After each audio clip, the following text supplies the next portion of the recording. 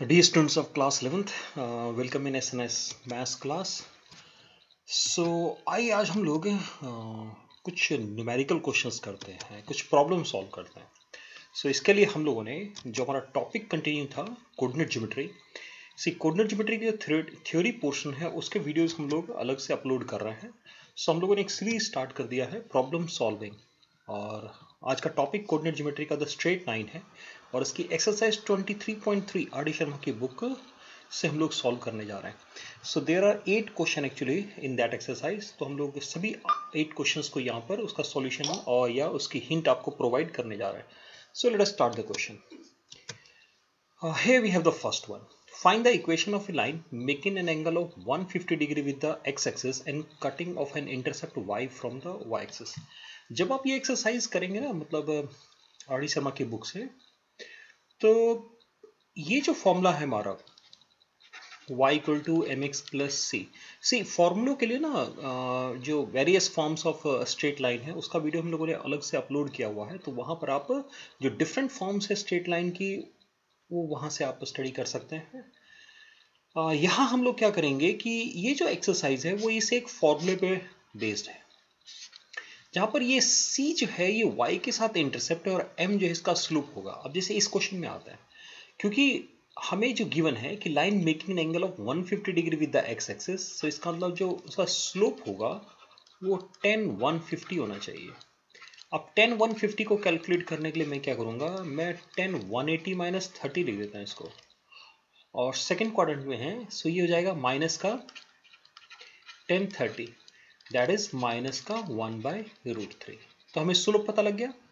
और इसने y axis को and cutting off an intercept 2 from the y axis, इसका मतलब जो c का वैल्यू है वो 2 है. अब एक चीज और हो सकता है कि जब हम c का वैल्यू लिखते हैं तो इसको प्लस लें या माइनस लें, है ना. इस c को हम प्लस लें या माइनस लें तो वो डिसाइड करेगा कि एक तो उसने क्वेश्चन के अंदर मेंशन कर दे वो कि वो positive side of y axis है या negative side of y axis है. जैसे यहाँ पर मेंशन नहीं है. दूसरा क्या करना है कि जो लाइन एंगल बना रही है ना वहां से आपको आइडिया लगेगा. अब कोई अगर 158 डिग्री का एंगल सी अगेन, अब अगर एक लाइन 150 डिग्री का एंगल इस एक्स एक्सिस के साथ बनाए तो वो इस तरह का कट करेगा, तभी ना 150 एंगल होगा, ऑब्ट्यूस एंगल. क्योंकि वो नेगेटिव साइड में कट करने के लिए, अगर वो वाई एक्सिस को नेगेटिव साइड में कट करता है तो एक्स एक्सिस के साथ जो एंगल होगा एक्यूट होगा. तो यहाँ सी हम 2 लेंगे, वैल्यू पुट कर देते हैं, तो y इक्वल टू हो गया माइनस का 1/√3x प्लस 2.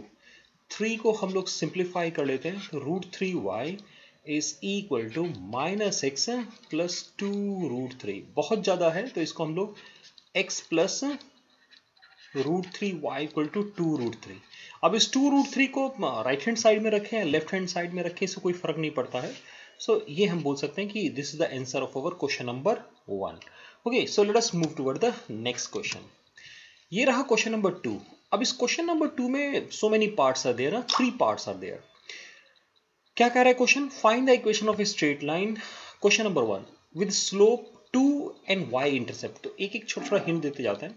सी अगेन, पहले क्वेश्चन के लिए स्लोप उसका 2 है और c की वैल्यू 3 है, तो स्ट्रेट फॉरवर्ड क्वेश्चन हो गया. सेकंड में स्लोप उसने कहा माइनस का 1/3 एंड y इंटरसेप्ट यानी c का वैल्यू -4, ये भी स्ट्रेट फॉरवर्ड क्वेश्चन हो गया, है ना. वैल्यू पुट करनी सिर्फ. थर्ड में इसने स्लोप तो -2 लिखा है and intersecting the x axis at a distance of 3 unit to the left of the origin. यहां थोड़ा सा उसने डिफरेंट कर दिया.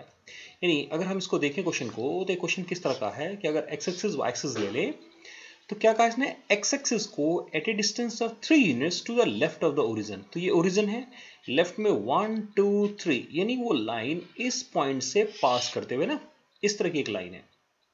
दिस इज द लाइन ना, जहां पर ये हमें गिवन है 3 यूनिट्स, राइट, -3 यूनिट, है ना, क्योंकि इस साइड में तो -3 होगा.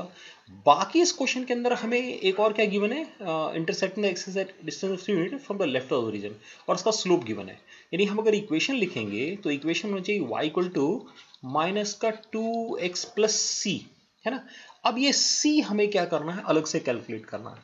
सी कैलकुलेट करने के लिए क्या करेंगे, यहां देखना, ये जो कोऑर्डिनेट है इसमें x का वैल्यू -3 है और y का वैल्यू 0 है, वो इसको सेटिस्फाई करेगा ना, क्योंकि लाइन इस पॉइंट से भी पास कर रहा है। तो हम क्या करते हैं, y को 0 पुट करते हैं और x को -3 पुट करते हैं, तो +6 हो जाएगा, यानी c का वैल्यू -6 आ गया। तो आंसर हो गया y equal to -2x -6। Okay, सबको एक साइड में करके लिख दीजिए, तो आंसर हो जाएगा 2x + y + 6 = 0। Let us move toward the next question.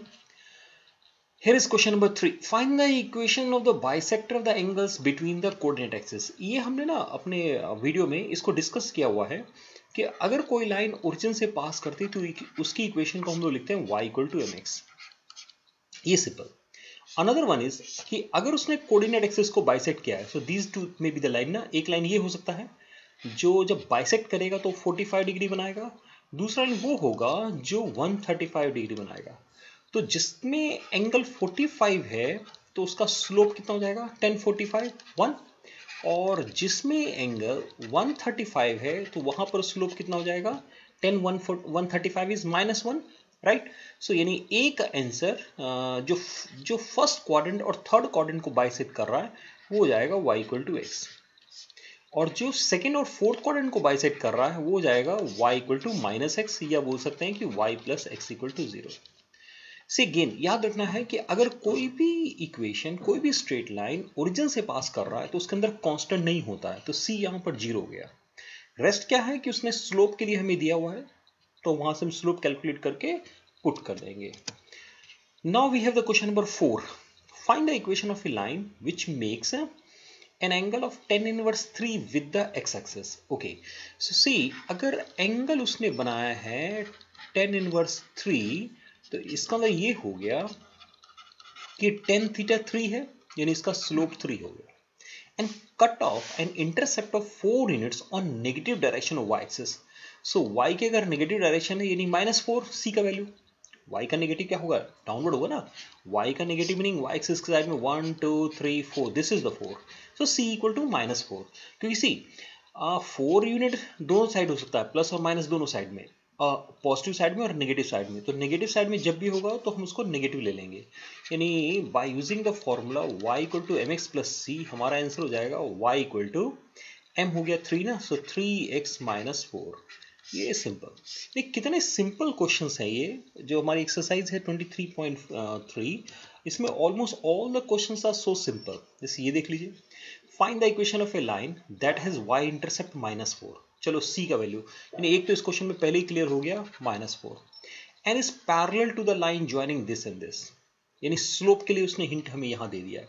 C whenever two lines are parallel that mean उनके स्लोप इक्वल होने चाहिए, ये हमने ऑलरेडी डिस्कस किया हुआ है, स्टडी किया हुआ है। सो नाउ हम पहले इन दोनों पॉइंट से पास करने वाले लाइन का स्लोप फाइंड आउट करते हैं, यानी slope of the line passing through, ये जो दोनों पॉइंट उसको मेंशन कर देते हैं, पासिंग थ्रू 2 -5 एंड 1 2। फॉर्मूला कौन सा यूज होगा, 2 पॉइंट से पास करने वाले लाइन का स्लोप होता है y2 - y1 divided by x2 - x1, ये हमारे स्लोप का फॉर्मूला है। So let us apply this. Okay, so slope is, यहां से स्टार्ट करते हैं, y2 - y1 minus minus plus हो जाएगा x2 - x1, so simple, minus का 7, ये 5 + 2 7, और यहाँ -1, सो -7। सो नाउ c हमारे पास है, m हमारे पास है, so by using formula y = mx + c, the answer will be y = -7x - 4 और y + 7x + 4 = 0। अभी जिस फॉर्म में भी आंसर को लिखना है आप उस फॉर्म में आंसर को लिख लीजिए, you may leave like this also. Okay, now here we have question number 6. Find the equation of a line, just a minute, question 6 और 7, ये दोनों क्वेश्चन हम लोग एक साथ लिखा है। लिखने का पर्पस क्या है कि दोनों क्वेश्चन ऑलमोस्ट सेम है, चेक करके देखिए। Find the equation of line which is perpendicular to the line joining this and this, first में कह रहा है, सेकंड में भी यही कह रहा है, find the equation of the perpendicular to the line segment joining this and this, इन दोनों पॉइंट को ज्वाइन करने वाले लाइन के perpendicular line, and cut off and intercept of, एक में 3 है दूसरे में -3 है. This is the only difference.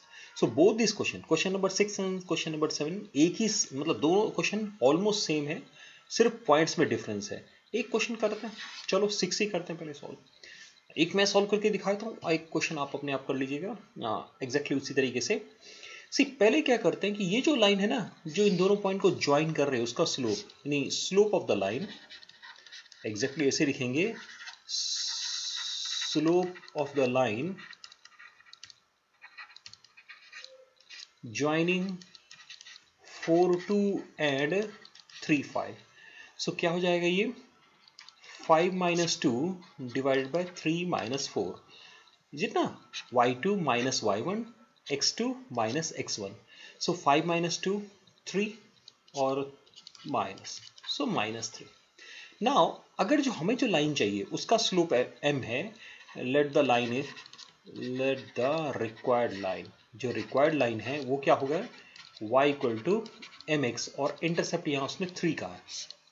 Okay, इसका स्लोप m है और इसके परपेंडिकुलर लाइन का स्लोप ये है. तो क्या करते हैं, कंडीशन ऑफ परपेंडिकुलरिटी अप्लाई करते हैं.